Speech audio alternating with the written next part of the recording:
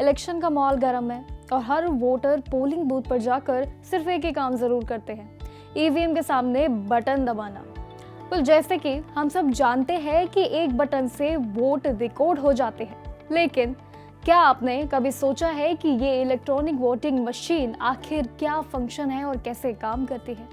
और सबसे बड़ा सवाल इसमें यह है कि आपका वो कितना, यानी कि वोट मशीन का अंदर जो है सेफ कैसे रहता है आपका वोट? ये सिर्फ एक मशीन नहीं है। और सबसे बड़ा सवाल, आपका वो कीमती वोट मशीन के अंदर सेफ कैसे रहता है? well, आपको बता दें, ये सिर्फ मशीन नहीं है, ये देश के फ्यूचर की गारंटी है और एक बहुत ही क्रूशियल प्रोसेस भी है, और साथ ही इसकी शुरुआत जो है एक राज भी है। तो चलिए इस वोटिंग सिस्टम से क्लियरली आसान लैंग्वेज में समझते हैं पूरे कॉन्सेप्ट को और जानते हैं कि आखिर ईवीएम का प्रोसेस क्या है और भारत में पहली बार इसका इस्तेमाल कब और कैसे हुआ था। तैयार हो जाइए ईवीएम की पूरी ये साइंटिफिक प्रोसेस को जानने के लिए और इसके पीछे के पूरे सच को।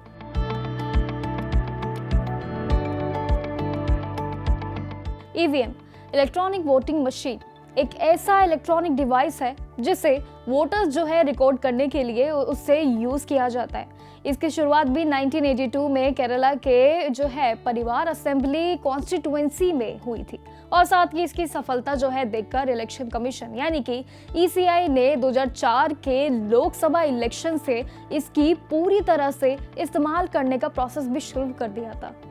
इस मशीन को सरकारी कंपनीज यानी कि बीईएल और साथ ही ईसीआईएल ने ईसीआई के साथ मिलकर यानी कि टेक्निकल एक्सपर्ट्स कमिटी जो कि है टीईसी के साथ मिलकर ये डिजाइन किया गया था पूरा फॉर्मेट। इसकी फंक्शनल की बात करें तो बहुत ही सिंपल है। आपको बता दें, इसमें दो पार्ट्स होते हैं। एक होता है कंट्रोल यूनिट जो कि पोलिंग ऑफिसर के पास ही रहता है और एक होता है आपका बैलेटिंग यूनिट यानी कि जहां पर वोटर वोट करते हैं। वोटर के पास बैलेट यूनिट पर जो है कैंडिडेट्स के सामने वाले ब्लू बटन दबाना उनको होता है बॉक्स में और साथ ही वोट जो है तुरंत रिकॉर्ड भी हो जाते हैं। इसके की फीचर्स की अगर हम बात करें तो वो ये है कि आम जो बैटरी से ये चलता है, इसमें जो है लगा हुआ माइक्रोचिप भी एक बार ही प्रोग्राम एक प्रोसेस होता है और साथ ही ये इंटरनेट से कनेक्ट नहीं होता है, जिससे कि सिक्योरिटी बहुत ज़्यादा इसकी होती ज़रूर है।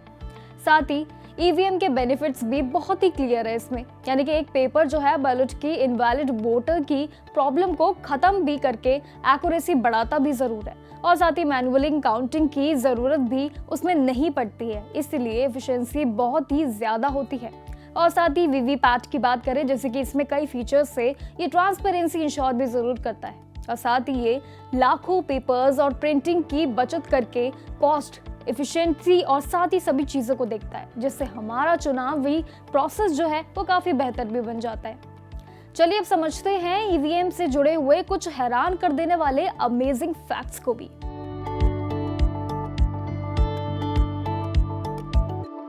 सो ईवीएम इलेक्ट्रॉनिक वोटिंग मशीन की शुरुआत जो है वो एक एक्सपेरिमेंटल बेसिस पर यानी कि नवंबर 1998 में हुई थी, जब जो है इन्हें मध्य प्रदेश, राजस्थान और दिल्ली यानी कि एनसीटी की जो है 16 असेंबली कॉन्स्टिट्यूएंसी में पहली बार जो है इसका इस्तेमाल किया गया था।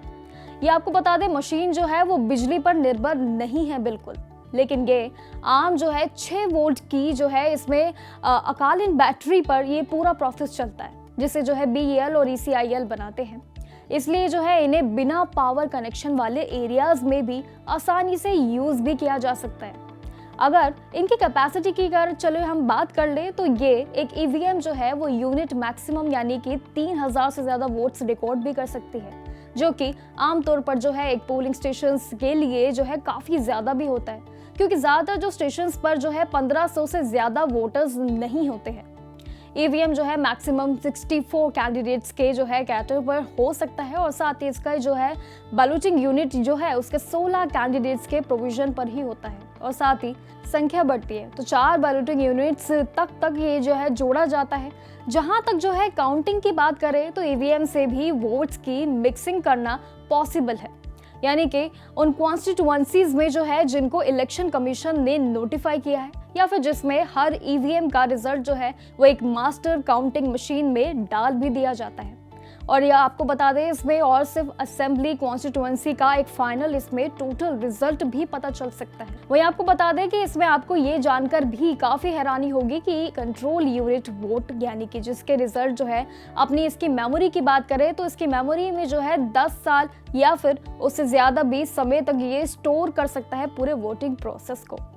साथ ही आपको एक और फैक्ट भी जरूर बता दें, यानी कि पोलिंग खत्म होने के बाद जो है इसमें कंट्रोल यूनिट में और साथ ही वोट रिकॉर्ड होने की पॉसिबिलिटी को पूरी तरीके से रूल आउट भी किया जा सकता है। जैसे कि आखिरी वोटर की बात करें तो वोट डाल देते हैं, वही कंट्रोल यूनिट के जो पोलिंग ऑफिसर जो है वो तुरंत इसके क्लोज बटन दबा भी देते हैं। वही क्लोज बटन दबाते ही जो है ईवीएम में नए वोट्स आने बंद हो जाते हैं और इसी के बाद जो है तुरंत जो है बाद में बैलेटिंग यूनिट के यानी कि कंट्रोल यूनिट से इसके अलग यानी कि डिस्कनेक्टेड भी कर दिया जाता है और साथ ही वोट्स जो है वो सिर्फ बैलेटिंग यूनिट के थ्रू ही रिकॉर्ड किए जाते हैं।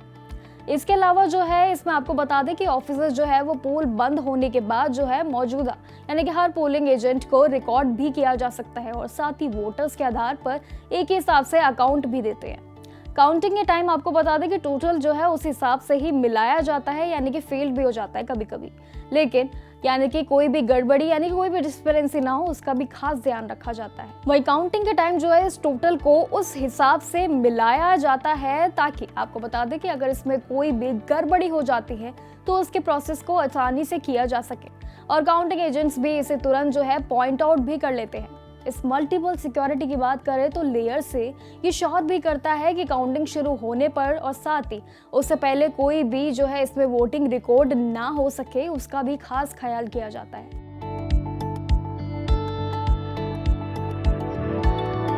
और उसके बाद आता है फिर द वोटिंग प्रोसेस को, चलिए इसको भी समझ लेते हैं। सो कंट्रोल यूनिट जो कि पोलिंग ऑफिसर के पास होता है उसमें जो है एक बैलेट बटन भी जरूर होता है। जैसे कि ऑफिसर जब इसे दबाते हैं तो एक बिजी और एक रेड लाइट भी उसमें जल जाती है,